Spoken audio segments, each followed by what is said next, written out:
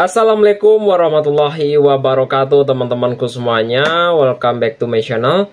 Selamat berjumpa kembali tentunya di channel ini teman-teman. Ya, seperti biasanya dari beberapa cuplikan video yang di depan juga tentunya. Dan sekarang kita beralih pembahasan ya, yaitu tentang informasi berita olahraga untuk hari ini teman-teman. Bagi teman-teman semuanya yang baru bergabung di channel ini, tentunya silahkan tinggalkan jejak dengan cara berkomentar di video ini jika pembahasan ini menarik yang saya sampaikan teman-teman. Dan baik ya, tentunya untuk pembahasan yang akan kita bahas juga untuk hari ini yaitu adalah Chelsea incar bintang muda Nigeria 16 tahun dijuluki penerus Jai Okocha ya. Siapakah dia? Mari kita bahas secara singkat dan padat tentunya dalam pembahasan yang menarik teman-teman. Dari beberapa informasi ya tentunya ya, Chelsea kembali menoreh ya. Tentunya adalah beberapa potensi dari benua Afrika. Ya, kali ini yaitu untuk memperhatikan tertuju pada yaitu gelandang muda asal Nigeria yang berusia 16 tahun namun sudah tampil melawan di ajang Piala Dunia U20 2025 di Chile, yaitu Kamaldé, yaitu turun sebagai pemain pengganti dalam laga Nigeria di kontra Norwegia U20 Senin lalu ya tentunya. Walaupun ya usianya masih belia dan ia langsung memberi warna dalam permainan dengan sejumlah aksi yang berbahaya yang hampir saja membawa timnya terhindar dari kekalahan. Performa singkat ya namun berkelas itu yang membuat banyak klub papan atas atau Eropa yaitu termasuk Chelsea mulai menaruh minat pada jasa pemain tersebut. Dan untuk perjalanan dari Abdul Jalil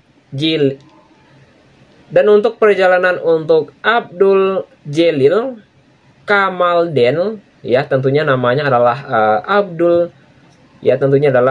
dengan nama Abdul Jalil Kamaldé dan teman-teman ya, namanya sangat susah untuk disebut. Dan dengan nama tersebut ya tentunya dari Kamaldé sendiri yaitu sesungguhnya sudah mulai mencuat ya saat tampil di Wafuzon BU20 yaitu Boy Cup ya, yaitu di Ghana, yaitu bersama Kawara Football Academy, dan ia menjadi sorotan utama setelah mencetak gol penting ya ketika Nigeria menaklukkan Benin 4-1 tentunya. Dan dari fleksibilitasnya yaitu bermain di posisi sayap dan ia mampu dan maupun juga gelandang serang, dia telah menjadikannya prospek yang sangat menjanjikan ya. Dengan kemampuan dribble dan kecepatan serta kreativitasnya, Kamaldé kerap dibandingkan dengan Alex Iwobi, bahkan dipandang punya khas mengikuti jejak legendaris ya legenda Nigeria Jai Okocha tersebut. Dan untuk tradisi The Blue ya tentunya, Chelsea sendiri bukan kali pertama yaitu membina pemain asal Afrika. Klub London ini pernah mengandalkan sosok penting seperti Mikhail Essien tentunya hingga John Obi Mikel yaitu dalam perjalanan sukses mereka teman-teman. Dan jika Kamaldé yaitu benar-benar berlabuh ya yaitu di Stamford Bridge tentunya bukan mustahil, dan itu bahkan menjadi proyek untuk pengembangnya dalam jangka panjang yang berikutnya. Selain Kamaldé dan Chelsea juga masih memiliki talenta muda Nigeria lainnya yakni Kizaram, dan masih banyak lagi juga dan pemain yang berusia 16 tahun itu sebelumnya datang dari Charlton Athletic ya tentunya. Namun sang penyerang belum dipanggil timnas Nigeria U20 lantaran masih punya opsi pembela 3 negara, Inggris, Nigeria, atau Kamerun. Dan untuk top klasemen Premier League pada pekan ini, yaitu adalah Liverpool berada pada peringkat pertama dengan rating poin 15. Sedangkan Arsenal dengan rating poin peringkat kedua dengan rating poin 13. Peringkat ketiga adalah Crystal Palace dengan rating poin 12, teman-teman. Dan untuk yang berikutnya, yaitu pembahasan yang berikutnya ya tentunya, yaitu adalah sebuah kepercayaan diri tinggi Barcelona, konsentrasi dan ancaman tandang PSG, teman-teman. Ya, menarik juga tentunya yang akan kita bahas untuk hari ini ya, karena Barcelona kalah dari PSG. Barcelona dan PSG ya siap bentrok pada match ya 2 fase Liga Champions tentunya, yaitu pertandingan yang digelar di Stadion Olympic ya tentunya pada hari Kamis kemarin, yaitu menjadi salah satu duel yang paling ditunggu-tunggu di benua biru tersebut. Ya, kedua tim yang sama-sama membuka langkah dengan sebuah kemenangan. Sejarah pertemuan kedua tim itu menyuguhkan cerita panjang dari 15 duel yang sebelumnya. Barcelona unggul tipis dengan 6 kemenangan, sementara PSG mencatat 5 kemenangan dan 4 dan sisanya berakhir imbang. Meskipun begitu, kemenangan terakhir di Liga Champions lebih manis bagi PSG dan menyingkirkan Barcelona pada tahun 2023-2024 dengan kemenangan telak 4-1 di Spanyol. Persaingan keduanya di fase grup yaitu yang jarang terjadi terakhir kali pada musim 2014-2015. Kala itu PSG menang 3-2 di Paris sebelum Barcelona membalas 3-1 di Camp Nou. Yakini babak baru dari perseteruan keduanya hadir di fase Liga dan tensi yang dipastikan tinggi. Barcelona punya modal dan catatan yang apik di kandang melawan timnas asal Prancis, sementara PSG mengandalkan rekor impresif yaitu mereka di Eropa dan beberapa tahun terakhir. Pertemuan ini bukan hanya soal angka di klasemen, tetapi juga gengsi dua klub besar dengan ambisi juara, teman-teman. Dan untuk yang berikutnya yaitu adalah Barcelona, kepercayaan diri tinggi di bawah Hansi Flick. Barcelona memasuki laga ini dengan penuh keyakinan kemenangan 2-1 atas Newcastle di match pertama perpanjangan tren positif menjadi di fase liga tersebut dan tak terkalahkan dalam 8 laga terakhir.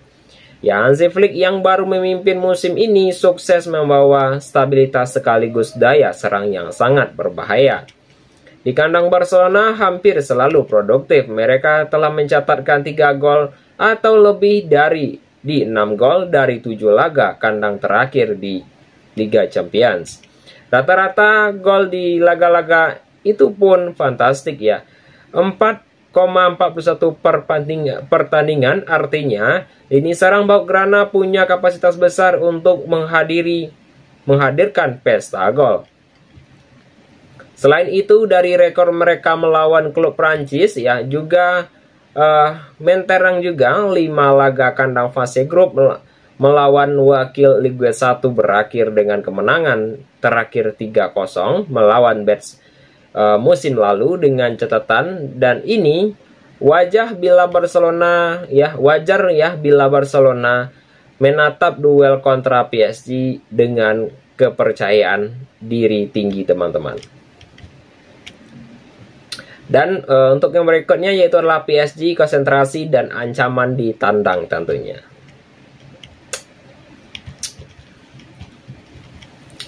PSG datang ke Barcelona dengan modal yang tak kalah solid yaitu kemenangan 4-0 atas Atalanta di match pertama, memperlihatkan betapa kuatnya tim asuhan Luis Enrique tersebut.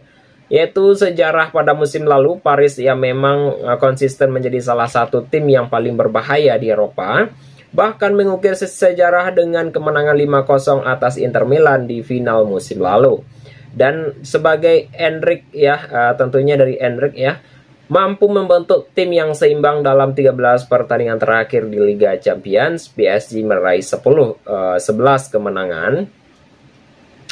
Pertahanan mereka pun tangguh ya tentunya, dan dengan 6 clean sheet ya dalam 10 pertandingan itu menjadi pondasi penting menghadapi Barcelona yang terkenal tajam di tandang. Yang selain itu PSG punya rekor bagus di tanah Spanyol, yaitu mereka memenangkan 3 kali dari 4 lawatan, tentunya ya teman-teman ya, lawatan dari 4 lawatan terakhir, yaitu hanya sekali kalah di fase Liga Prancis, juga tengah dalam tren kemenangan beruntun juga, dan bahkan mampu mencetakkan 4 gol di 3 laga terakhir ya. Konsentrasi ini menjadikan PSG lawan yang benar-benar sangat berbahaya.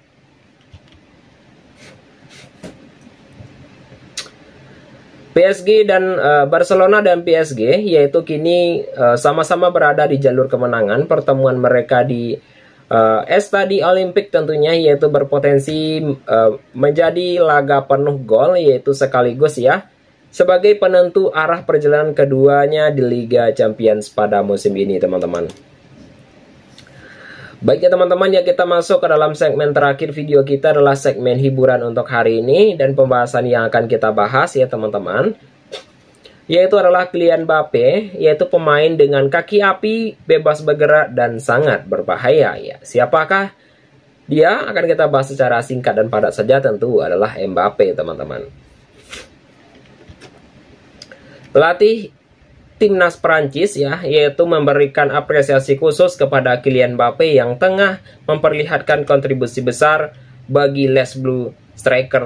Striker Real Madrid tersebut kini telah menjadi pencetak gol terbanyak kedua sepanjang sejarah Prancis setelah menuai catatan dari Thierry Henry teman-teman ya. Dalam 87 kali tampil, Mbappe telah mengumpulkan 52 gol dan kini telah mengincar rekor Olivier Giroud tersebut dan berada di puncak daftar. Meskipun absen di beberapa kali pertandingan kualifikasi Piala Dunia karena cedera dan kesempatan, dan untuk fokus pada pemulihan ya, tentunya ini ya teman-teman ya tetap memandangnya sebagai pemain yang tidak tergantikan, yaitu paling fokus di posisi tengah ya. Untuk menilai Mbappe adalah pemain yang sangat berguna dan mampu beradaptasi dengan berbagai sistem permainan ya. Namun yang paling efektif ketika ditempatkan di posisi sentral.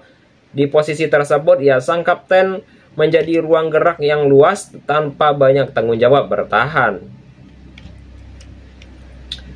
Pemimpin di lapangan dan kebangkitan di Real Madrid ya. Selain ketajamannya di depan gawang ya, tentunya dia telah menyoroti sebuah kepemimpinan Mbappe sebagai kapten Prancis, dan ia penuh dengan berkomitmen pada kami dan mengambil tanggung jawab sebagai kapten, dan ia terus berkontribusi dalam permainan jelasnya. Perjalanan Mbappe di Real Madrid pada musim ini ya juga mencerminkan dedikasi dan ketekunannya setelah sempat mengalami fase yang sangat sulit beradaptasi, tekanan besar dan dari media serta cedera ringan, dan ia kini kembali ke performa terbaiknya teman-teman. Itu teman-temanku, semuanya adalah informasi berita olahraga yang dapat saya sampaikan untuk hari ini. Jika ada saya salah kata nantinya saya mohon maaf saja. Dan semua yang saya sampaikan ini di video ini adalah merupakan sebuah hiburan semata saja. Saya akhiri dengan mengucapkan Assalamualaikum warahmatullahi wabarakatuh.